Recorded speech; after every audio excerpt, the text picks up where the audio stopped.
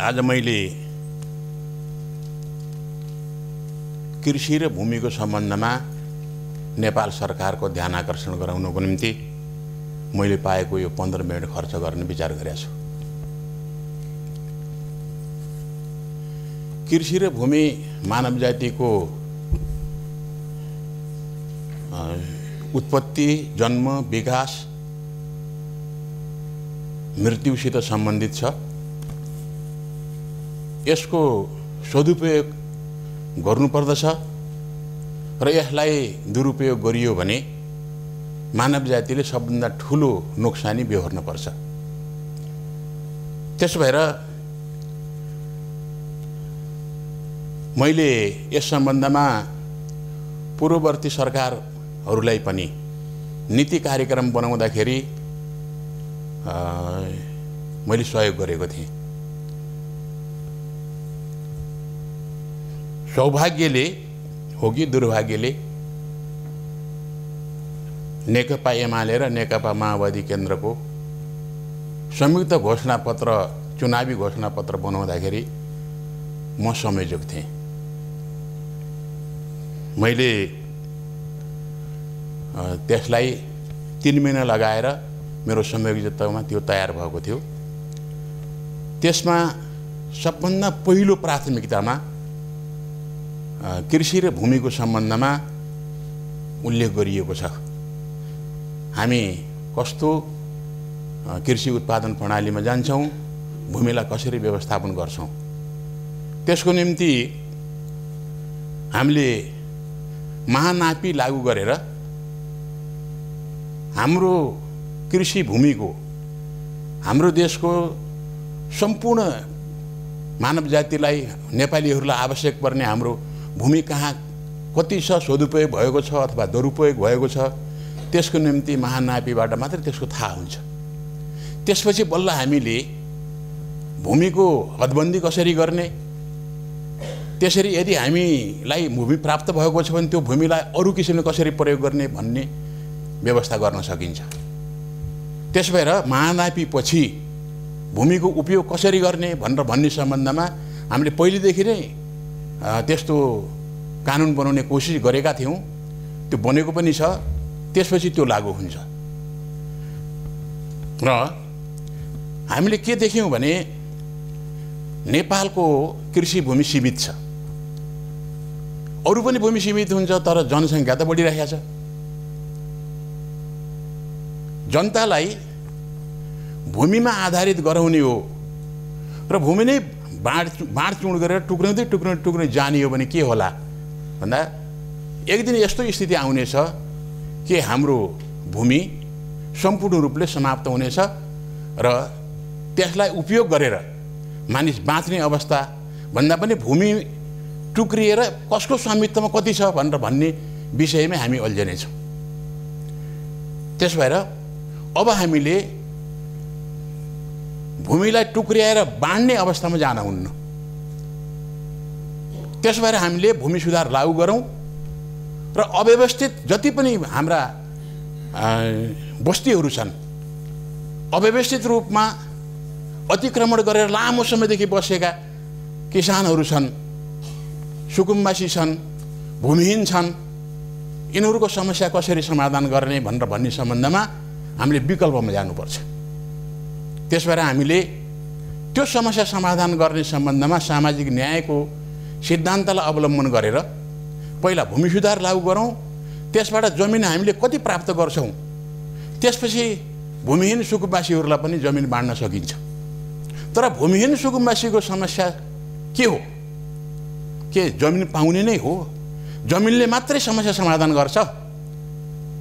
यो त जबसम्म नेपालको अथवा कुनै पनि देशको जमिनमाथि व्यक्तिगत स्वामित्व कायम हुन्छ, सुकुम्बासी बन्ने प्रक्रिया त्यहीँबाट सुरु हुन्छ, भूमिहीन बन्ने प्रक्रिया त्यहीँबाट सुरु हुन्छ।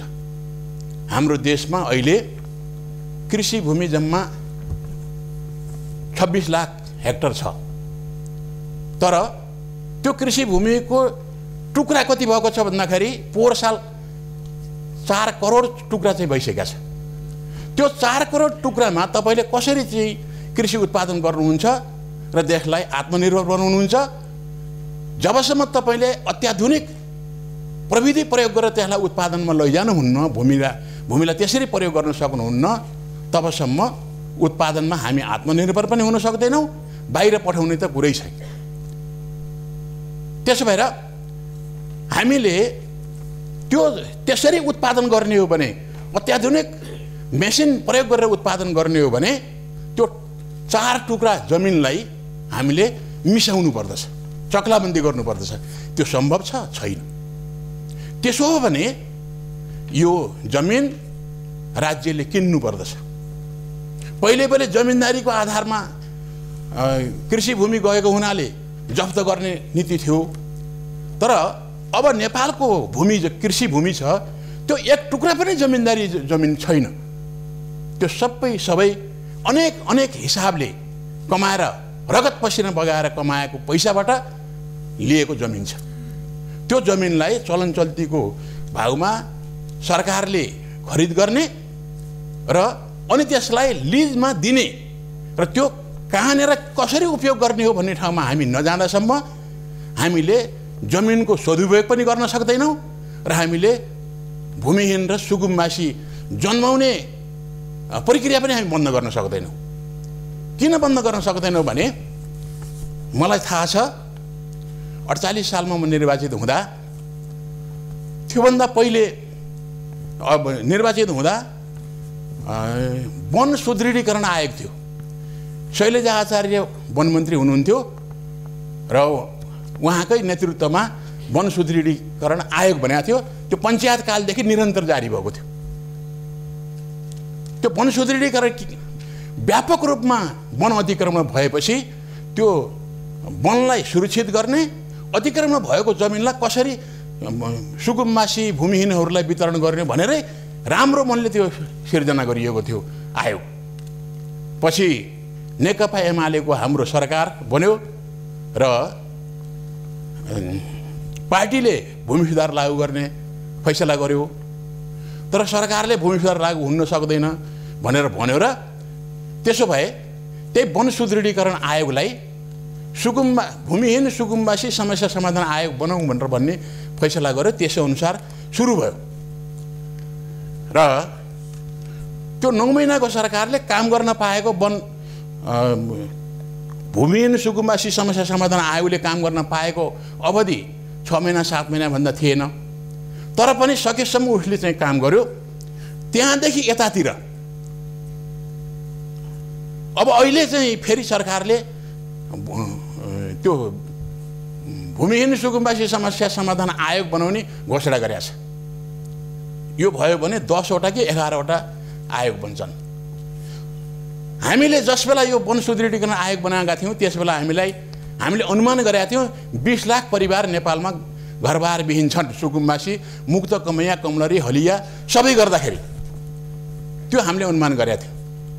अहिले मैले सुन्दैछु गएको अहिले विघटित भएको आयोगले भूमि आयोग, यो भूमि आयोग पनि पहिले एउटा नाम थियो, अदालतमा सर्वोच्च अदालतमा मुद्दा परेको हुनाले त्यसलाई भूमि आयोग बनाएको छ। काम उही हो।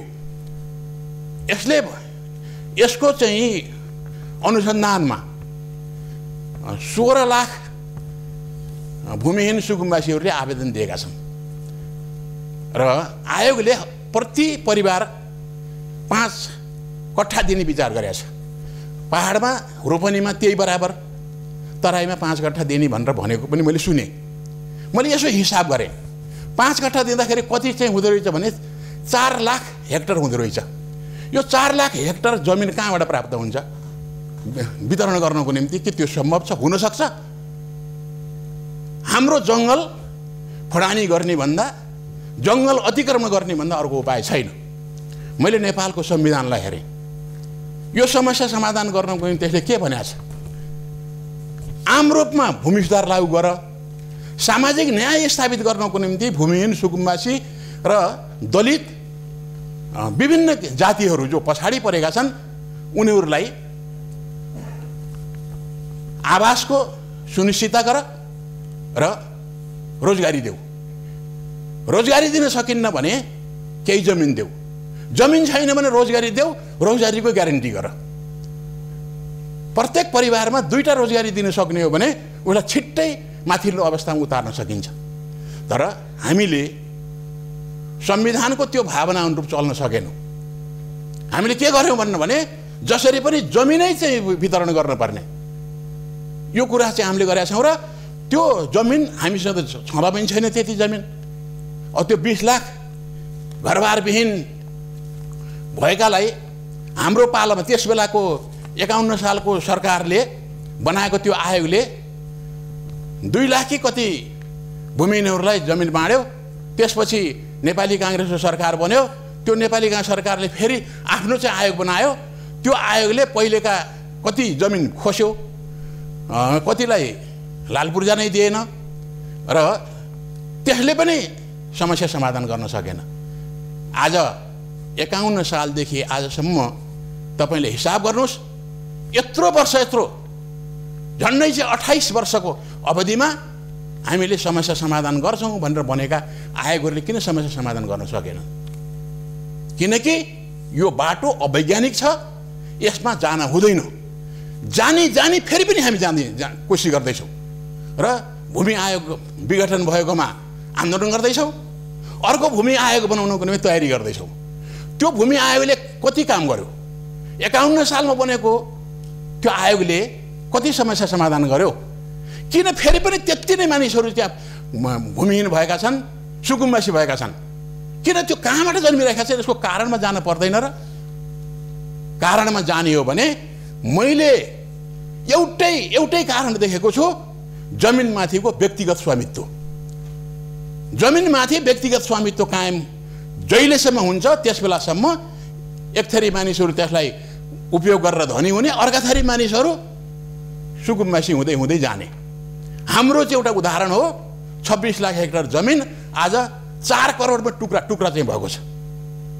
यस्तो चाहिँ अवस्थामा त्यो समस्या समाधान हुने कुनै उपाय छैन।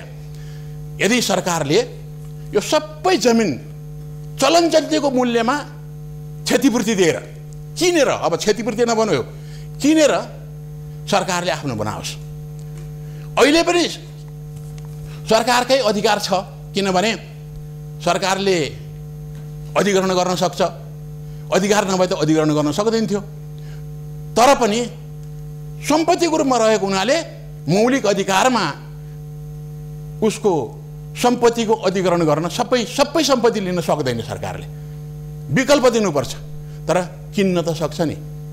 तर हामीले पहिले नै गल्ती गर्यौँ, हाम्रो जमिन व्यक्तिगत स्वामित्वमा गयो र अब हामीले फेरि त्यो जमिनलाई सरकारको स्वामित्वमा ल्याएर कसरी त्यसलाई उपयोग गर्ने हो भन्ने सरकारको योजना अन्तर्गत त्यसलाई प्रयोग गर्ने काममा लागौँ र जमिन 5-5 कट्ठा दिएर अर्को वर्ष तपाईँले हेर्नुभयो भने जतिजनाले प्राप्त गरेका छन् त्यसमध्ये आधाले बिक्री गरेर अर्कै काम गरिसकेका हुन्छन्। त्यो फेरि सुकुम्बासी भनिरहेका हुन्छ। त्यस भएर यस्तो गलत बाटोमा हामी अब जान हुँदैन। त्यसो भएर एउटा बृहत छलफल चलाइयोस् र हामीसँग भएको यो सम्पत्ति, त्यो सम्पत्तिलाई सदुपयोग गर्ने बाटोमा जाउँ। जस्तो हामीसँग 26 लाख हेक्टर जमिन छ, खेती कृषिको निम्ति प्रयोग भइरहेको, र त्यो जमिनलाई हामीले किन्नको निम्ति मानिलिउँ 400 खर्ब रुपियाँ लागेछ भने त्यो 400 खर्ब रुपियाँ सरकारले ब्याङ्क ग्यारेन्टीको रूपमा उपलब्ध गराउँछ। पैसा त त्यस बेला चाहिन्छ जब खर्च गर्नुपर्छ। खर्च गर्न पर्दैन भने त्यो ब्याङ्क ग्यारेन्टीको रूपमा प्राप्त गरेर अर्को ठाउँमा औद्योगिकरणमा हरेक व्यक्तिको सम्पत्ति फेरि औद्योगिकरणमा जान सक्छ। त्यसो गरेर त्यो जमिनलाई हामीले ठुल्ठुला कृषि फार्महरू चाहिँ निर्माण गरौँ। त्यो कृषि फार्ममा उत्पादन गरौँ, हाम्रो आवश्यकता पुरा हुने गरी, बाहिर पठाउने गरी योजनाबद्ध रूपले हामीले उत्पादन गरौँ र त्यो दोहोरो फाइदा हुन्छ। एउटा सरकारको स्वामित्वमा आउँछ, 4 खर्ब रुपियाँ सरकारसित हुन्छ, अर्को उनीहरूले 4 खर्ब रुपियाँ जमिन बेच्नेहरूसित चाहिँ रहेको हुन्छ, उनीहरूले औद्योगिकरण गर्छन् र यो 4 खर्ब अर्को हाम्रो देशको विकासको निम्ति सरकारले कुनै पनि बेला लागू गर्न सक्छ र विश्व ब्याङ्कसित, IMFसित छलफल गरेर उनीहरूको सुझाव र सल्लाह लिएर हामी त्यसलाई मोनिटाइज गर्न सक्छौँ। त्यो मोनिटाइज गरिसकेपछि त्यो पैसाले हाम्रो देशभित्र विकास र निर्माणको एउटा ठुलो महाअभियान हामी सुरु गर्न सक्छौँ र त्यो महाअभियानबाट हामी गरिबीको अवस्थाबाट निस्कन सक्छौँ। 10 वर्षमा हामी समृद्ध हुने, समृद्ध समाजवाद निर्माण गर्ने ठाउँमा। यो हो अनमोल मिडिया युट्युब च्यानल। जानकारीमूलक तथा रमाइला भिडियोहरूका लागि कृपया च्यानललाई सब्स्क्राइब गर्न नभुल्नुहोला।